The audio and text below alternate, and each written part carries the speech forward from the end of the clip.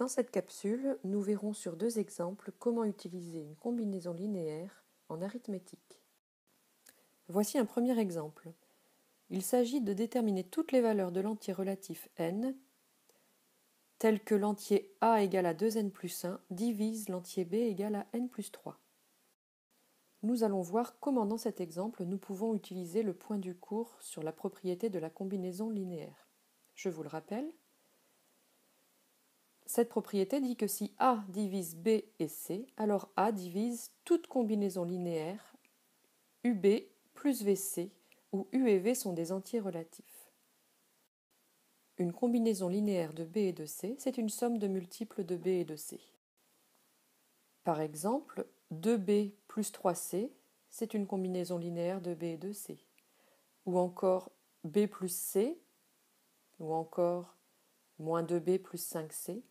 À chaque fois qu'on ajoute un multiple de B et un multiple de C, on écrit ce qu'on appelle une combinaison linéaire de B et de C. Ici, on sait déjà que A divise B. Mais pour appliquer la combinaison linéaire, il faudrait que A divise un autre nombre C. Ici, il n'y en a pas. Mais on peut être astucieux puisqu'on sait que A divise un autre nombre. En effet, A divise A. On peut donc appliquer la propriété de combinaison linéaire puisque A va donc diviser toute combinaison linéaire de A et de B. Ici, l'astuce, c'est de trouver une combinaison linéaire de A et de B qui fasse en sorte que A divise un nombre qui ne dépende plus de n. On remarque que A est égal à 2n plus 1 et B est égal à n plus 3. Il faut donc trouver une combinaison linéaire de 2n plus 1 et de n plus 3 qui fasse en sorte qu'il n'y ait plus de termes en n.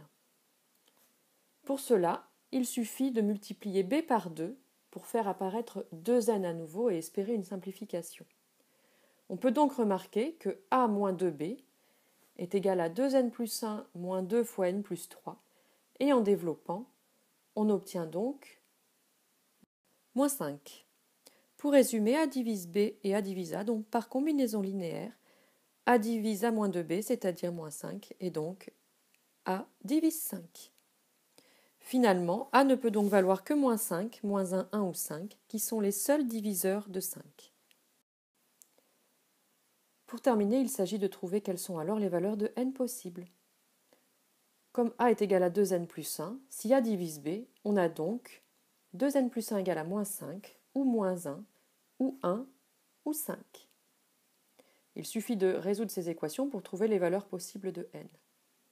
Si 2n plus 1 égale à moins 5, alors 2n est égal à moins 6, et donc n est égal à moins 3. De la même manière, si 2n plus 1 égale à moins 1, 2n est égal à moins 2, et donc n est égal à moins 1.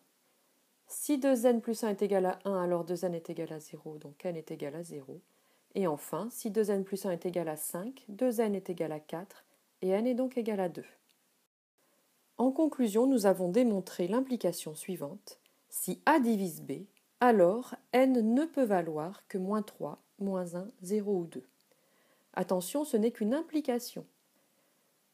Donc, il reste encore à démontrer la réciproque pour vérifier quelles sont toutes les valeurs de n telles que A divise B. Réciproquement, nous allons vérifier, lorsque n est égal à moins 3, moins 1, 0 ou 2, si A divise B. Commençons par n égale à moins 3. Si n est égal à moins 3, alors A va être égal à 2 fois moins 3 plus 1, c'est-à-dire moins 5, et B sera égal à moins 3 plus 3 égale à 0. Or, évidemment, moins 5 divise 0, donc A divise B. Deuxième cas de figure, si n égale à moins 1, alors A sera égal à moins 1, B sera égal à 2, et comme 1 divise 2, on aura bien A divise B dans ce cas également. Troisième cas de figure, si n est égal à 0, A sera égal à 1, B sera égal à 3. 1 divise 3, donc on a bien A divise B. Enfin, le dernier cas de figure, si n est égal à 2, A sera égal à 5, B également. Bien sûr, 5 divise 5, donc A divise B à nouveau.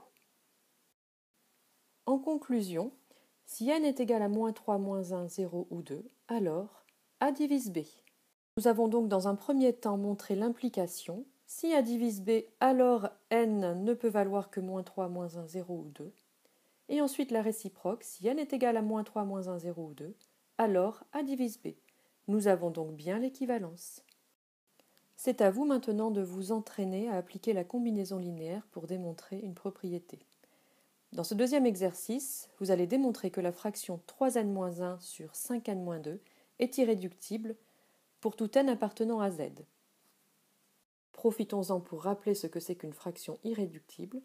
On dit que la fraction a sur b est irréductible lorsque a et b sont premiers entre eux, autrement dit, lorsque a et b ont pour seul diviseur commun 1 et moins 1. Cet exercice revient donc à démontrer que 3n-1 et 5n-2 sont premiers entre eux. Je vous laisse mettre en pause afin de réfléchir à une méthode. Pour montrer que ces deux nombres sont premiers entre eux, il faut montrer que les seuls diviseurs communs possibles sont 1 et moins 1. Appelons D un diviseur commun à 3n-1 et 5n-2. D divise donc toute combinaison linéaire de 3n-1 et 5n-2. Je vous laisse mettre en pause afin de réfléchir à une combinaison linéaire de ces deux nombres qui fasse en sorte que D divise un nombre indépendant de n.